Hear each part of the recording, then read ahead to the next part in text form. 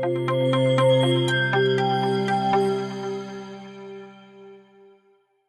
traders, kembali lagi bertemu dengan saya Setio Wibowo di materi edukasi Forex dan Gold. Pada kesempatan kali ini saya akan bicara tentang sebuah tool yang sangat dan super keren yang bernama Regression Trend atau Channel Linear Regression. Regression Trend atau Linear Regression Channel adalah sebuah tool yang masuk ke dalam kelompok studi line atau channel. Bagi sebagian trader, tool ini nggak terlalu populer ya teman-teman semua. Kenapa? Karena tool ini bagi sebagian orang itu denger namanya aja udah, waduh ini kayaknya susah nih. Akan tetapi melalui video ini saya jamin ya teman-teman semua, tool ini adalah tool yang sangat mudah sekali dan bahkan sangat powerful sekali sehingga bisa membantu kita untuk mendapatkan cuan di market. Bagi Anda yang baru pertama kali datang di channel YouTube saya mengucapkan selamat datang. Anda bisa subscribe dulu di channel YouTube saya dan jangan lupa untuk mengaktifkan loncengnya agar setiap kali saya mengupload materi edukasi Forex dan Gold seperti ini, Anda akan mendapatkan notifikasinya. Kepada para subscriber yang rajin nonton, like, dan komen video saya mengucapkan terima kasih atas supportnya kepada channel YouTube saya yang punya visi untuk memberikan edukasi Forex dan Gold secara gratis kepada trader di Indonesia.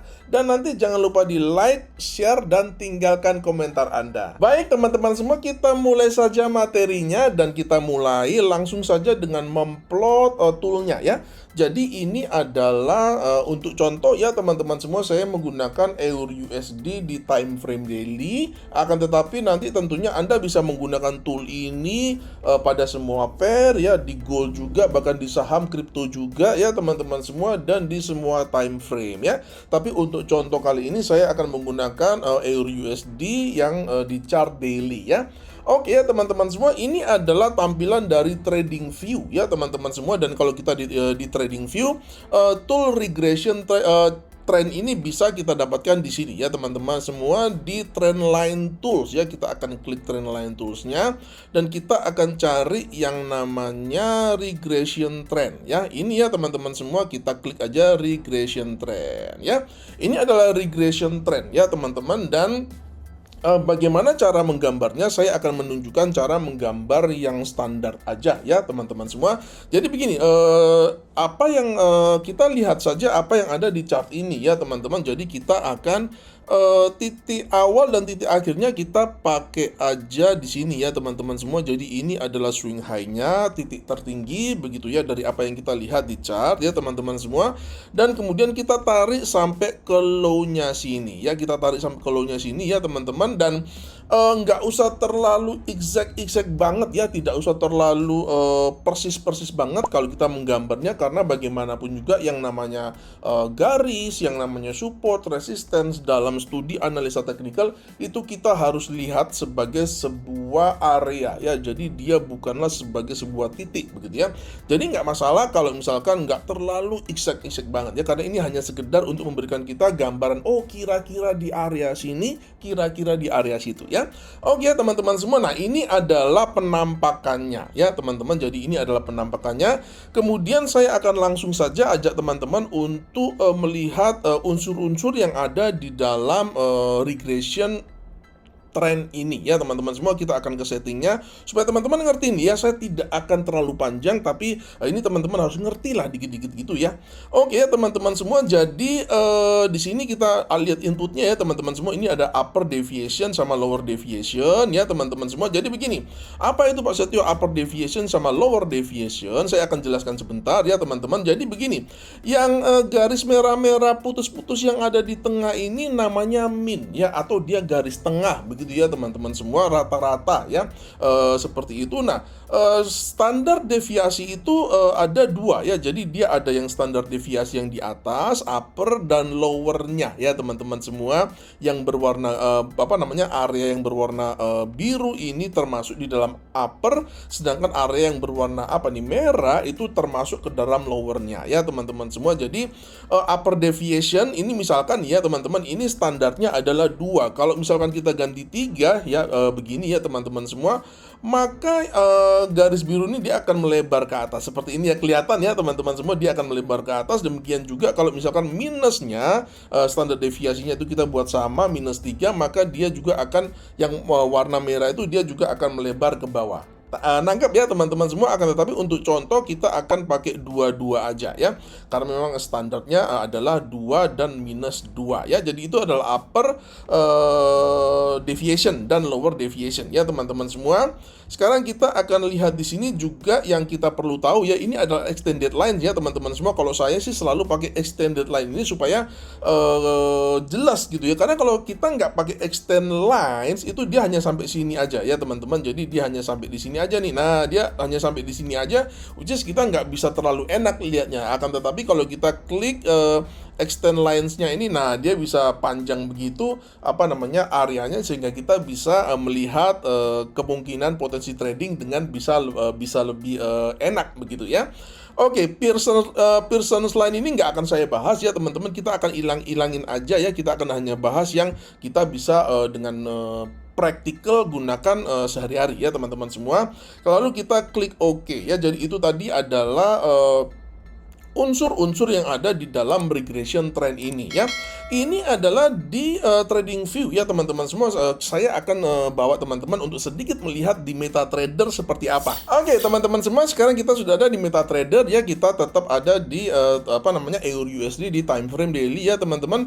Jadi untuk di MetaTrader itu kita masuk ke menu insert ya. Kemudian kita masuk ke menu channel. Kemudian di sini ada linear regression ya. Jadi ini namanya agak lain ya. Jadi tadi kalau di trading view namanya adalah regression trend, kalau di MetaTrader itu namanya linear regression channel ya. Kita klik aja di sini dan kita gambar di sini juga sama dengan seperti yang kita lakukan di trading view ya teman-teman. Kita taruh di sini titik akhirnya dan kita akan mendapatkan gambar yang seperti ini ya. Jadi basically sama, cuman namanya aja dengan bentuknya aja, penampilannya memang agak berbeda antara di MetaTrader dengan yang di trading view. Kita akan pakai yang di trading view aja karena tampilan visualnya lebih bagus ya. Oke, kita balik lagi ke trading view. Baik teman-teman semua, sekarang kita akan langsung saja bagaimana sih trading dengan menggunakan regression trend ini ya.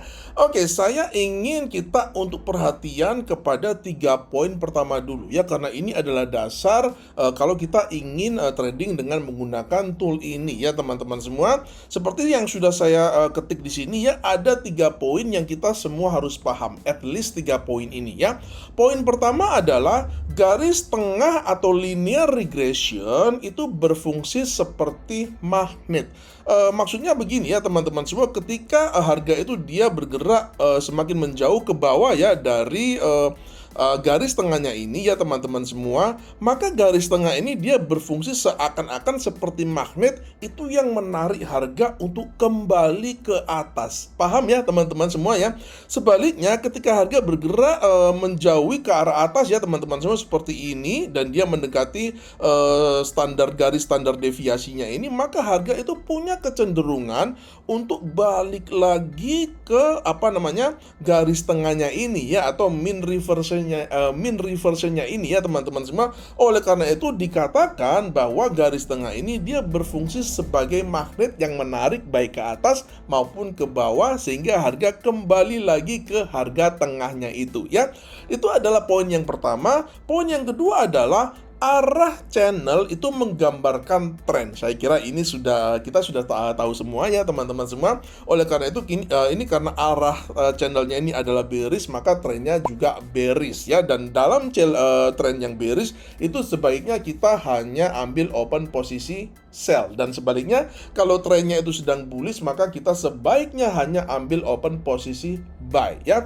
Kemudian poin yang ketiga adalah upper line itu dia seakan-akan berfungsi sebagai overbought ya. Jadi kalau kita belajar osilator ya seperti RSI, stokastik dan lain-lainnya ya teman-teman semua, itu kan ada overbought, ada oversold ya. Nah, pada regression trend ini ya teman-teman semua, garis standar deviasi yang di atas ini atau area yang berwarna biru ini ya teman-teman semua, terutama yang lebih dekat ke arah garisnya ini itu disebut atau sama fungsinya dengan area overbought ya. Jadi ini merupakan area biasanya orang melakukan open posisi sell ya. Sebaliknya lower line atau standar deviasi yang di bawah ini ya teman-teman semua, itu seakan-akan dia berfungsi sama dengan area oversold ya. Oleh karena itu pada area oversold ini atau pada area yang di area yang merah ini ya teman-teman semua, terutama yang semakin dekat di pada garis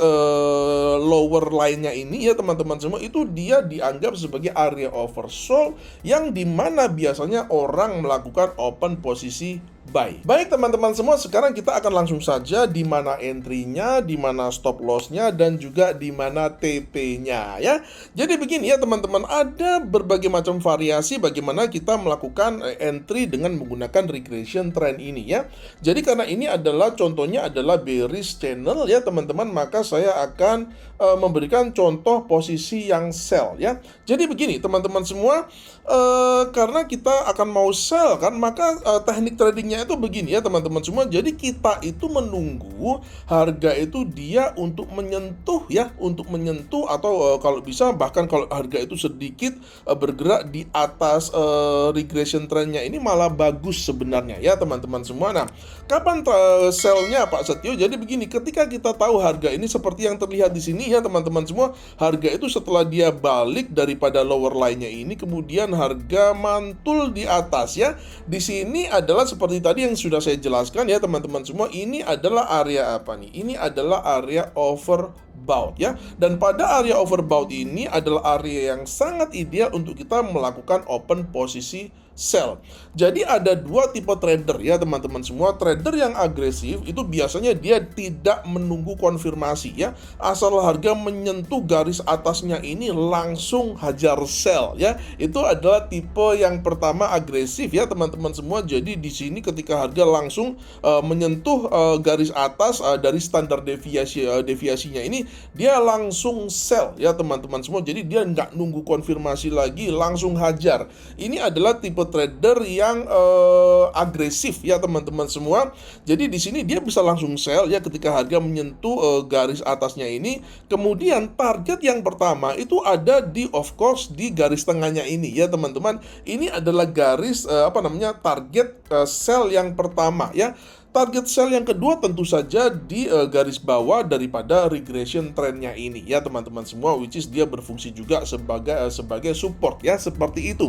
Jadi ini adalah trader yang agresif ya teman-teman semua. Jadi sekali lagi dia langsung begitu harga menyentuh garis atasnya daripada standar deviasi atau channel ini, dia langsung hajar sell dengan stop lossnya di mana? Kalau saya memang selalu suka ya stop lossnya itu minimal itu risk reward rasionya itu minimal 1:1.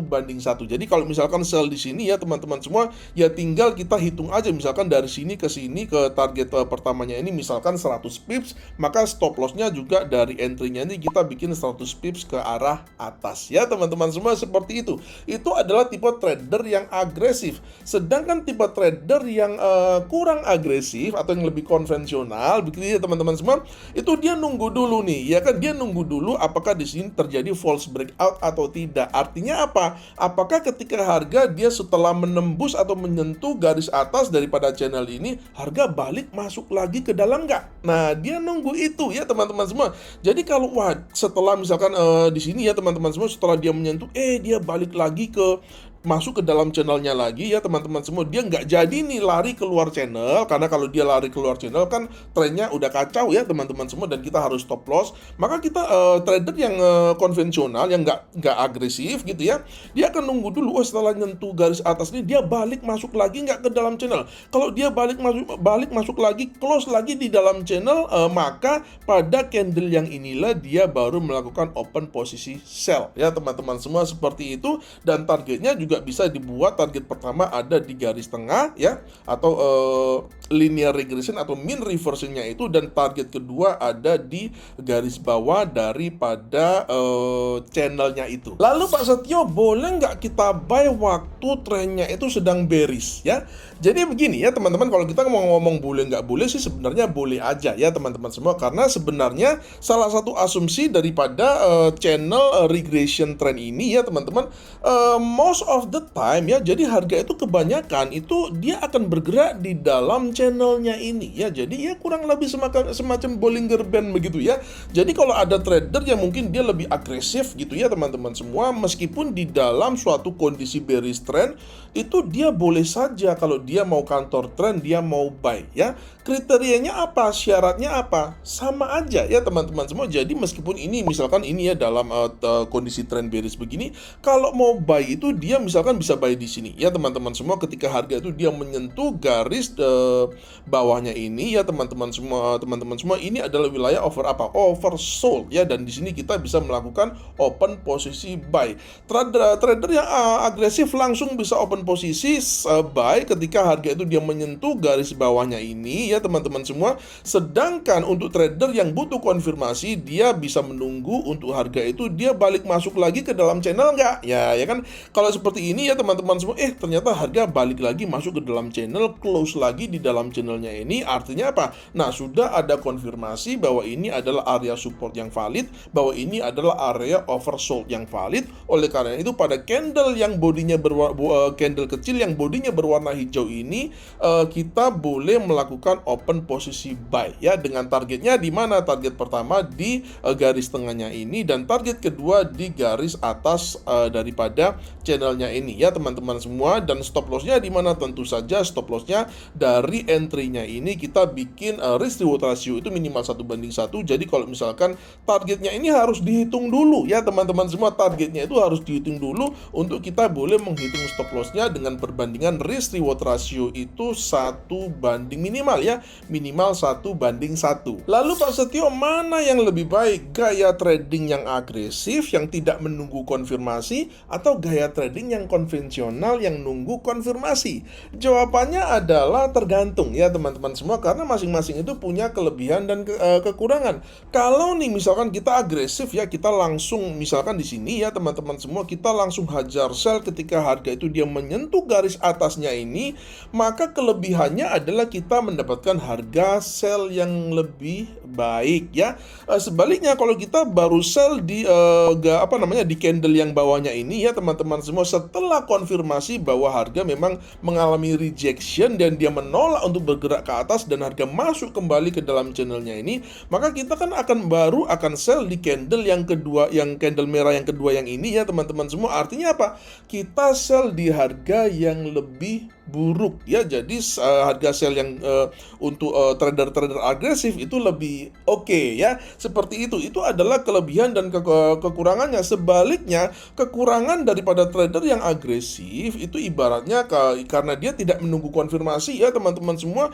Jadi itu kan harga itu kan bisa langsung bablas ke atas ya. Jadi kalau trader itu tidak konfirmasi ya teman-teman semua, dia langsung hajar sell di sini, itu ibaratnya kalau orang sering ngomong itu menadah pisau yang jatuh begitu ya. Jadi bisa berdarah-darah ya, karena nggak ada konfirmasinya. Jadi ketika dia running bullish, dia sell di sini, kan begitu ceritanya ya teman-teman semua. Jadi itu adalah kelemahannya, tidak ada atau belum ada konfirmasi langsung hajar aja. Artinya apa? Akurasinya juga relatif lebih kecil.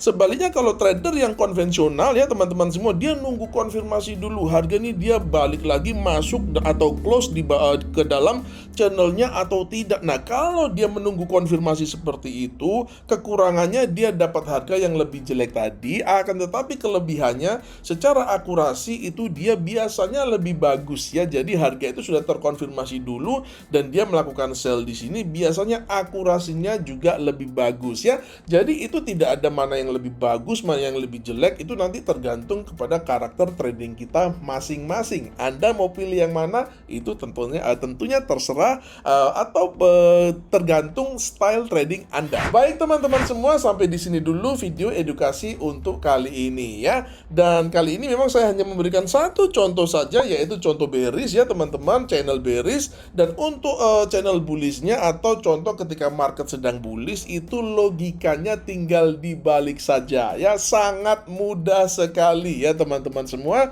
Semoga bermanfaat dan Anda juga bisa menggabungkannya dengan price action, dengan candlestick. Anda juga bisa menambahkan oscillator, RSI, stokastik dan teman-temannya. Terserah Anda juga menggunakan tool yang bisa biasa Anda gunakan, yang nyaman juga Anda gunakan ya.